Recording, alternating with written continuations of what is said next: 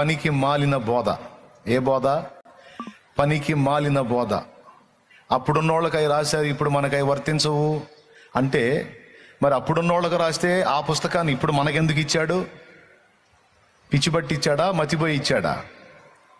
ఆ గ్రంథం ఇప్పుడు నీకు నాకు ఇచ్చాడంటే బైబిల్ గొప్పతనం ఏంటో తెలుసా?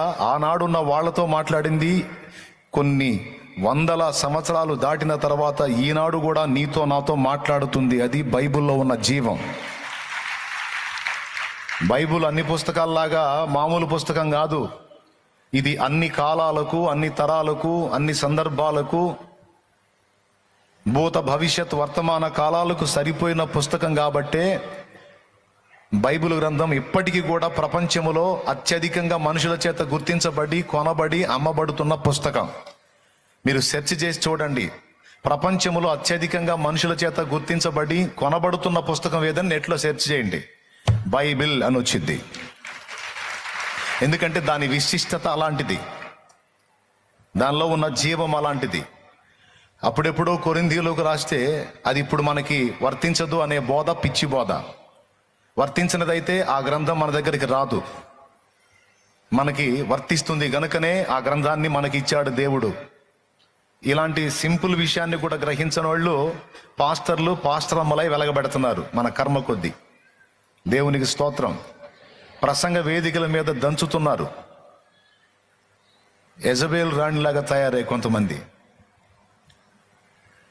యెజబెల్ అయ్యలతో కొంతమంది అయ్యారు, యెజబెల్ రాణులు కొంతమంది తయారయ్యారు. సరే, ఆ మ్యాటర్ పక్కన పెడదాం, మనం చదువుకున్న విషయానికి వద్దాం. మన దేహము ద్వారా ఏమి జరగాలో ఏమి జరగొద్దు అక్కడ రాశాడు. జారత్వమునకు దూరముగా పారిపోండి, జారత్వమునకు దూరముగా పారిపోండి అన్నాడు. ఈ జారత్వము, అపవిత్రత, కాముకత్వము, దురాశ, ధనాపేక్ష అనేవి మన శరీరంలో అవయవాల్లాగా లింక్ అయి ఉన్నాయట. మీకు తెలుసా ఈ సంగతి? బైబిల్లో ఆ మాట రాస్తుంది. ఈ శరీరంలో ఈ చెయ్యి అవయవం, దీన్ని శరీరం నుండి తొలగించడం కుదిరిద్దా? తొలగించాలంటే ఒక అవయవం పోగొట్టుకోవడం అనేది చాలా కష్టమైన విషయం, మనకు అత్యంత బాధ కలిగించే విషయం. వాస్తవంగా కాళ్ళు, చేతులు, ముక్కు, కళ్ళు, చెవులు, ఈ అవయవాలన్నీ కూడా మనకి ఉపయోగపడే అవయవాలు, ఆఖరికి వేళ్లతో సహా. వీటిని తొలగించుకోవడానికి మనం ఇష్టపడం, ఎందుకంటే మన శరీరంలో మనం పుట్టినప్పటి నుంచి ఇవి కూడా పుట్టి పెరిగినాయి. ఇంకా చెప్పాలంటే వాటిని ఎంతో ప్రేమిస్తాం మనం. మన చేతులు చూసి మురిసిపోతాం, మన ముఖాన్ని చూసి మురిసిపోతాం, కాళ్ళను చూసి మురిసిపోతాం, మన దేహాన్ని చూసుకొని కొంతమంది అద్దం ముందు నిలబడి అడు తిరిగి చూసి ఇడు తిరిగి తీసి మెలికలు తిరుగుతూ ఉంటారు, తెగ మురిసిపోతారు. ఈ శరీర అవయవాలను చూసి ఎలాగైతే మనం మురిసిపోతామో, వీటిని తొలగించుకోవడానికి ఇష్టపడమో, అలాగే మనకి కొన్ని విచిత్రమైన అవయవాలు ఉన్నాయంట. అవి మన దేహంలోనే ఉన్నాయంట. ఒకసారి చూడండి, ఆ మాట చూపిస్తాను నేను. కొలస్సీయులకు రాసిన పత్రిక 3వ అధ్యాయము 5వ వచనం చదువు. కావున భూమి మీదనున్న మీ అవయవములను అనగా, ఆ మాట ఎప్పుడైనా ఆలోచించారా మీరు? కావున భూమి మీదనున్న మీ అవయవములను అనగా అని ఏమంటున్నాడు? జారత్వమును, అపవిత్రతను, కామాతురతను, దురాశను, విగ్రహారాధన అయిన ధనాపేక్షను చంపివేయండి అన్నాడు. మన శరీరంలో ఈ అవయవాలు ఎలాగో మన దేహంలో మన కనబడకుండా మరికొన్ని అవయవాలు ఉన్నాయంట.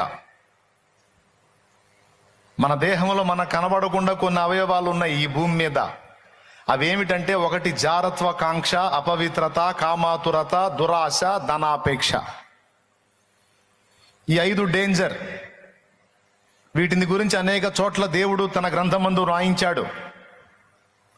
పొరుగువాని భార్యను ఆశించి ఆమెను అపేక్షించటము, లేదా పొరుగువాని భర్తను అపేక్షించటం జారత్వము, వ్యభిచారము. కొంతమందికి కామాతురత, ఎప్పుడు ఆ లైంగికమైన ఆలోచనలతో నలుగుతూ ఉంటారు. కొంతమందికి అపవిత్రమైన ఆలోచనలు, కొంతమందికి కామాతురత, కొంతమందికి అపవిత్రమైన ఆలోచనలు, కొంతమందికి అయితే బరి తెగించి జారత్వపం చేసే పరిస్థితి, కొంతమందికి ఈ 3 ఉండవు కానీ దురాశ ఉంటుంది, కొంతమందికి ఈ 4 ఉండవు కానీ విపరీతమైన డబ్బు పిచ్చి ఉంటుంది. డబ్బు డబ్బు డబ్బు డబ్బు డబ్బు డబ్బు డబ్బు.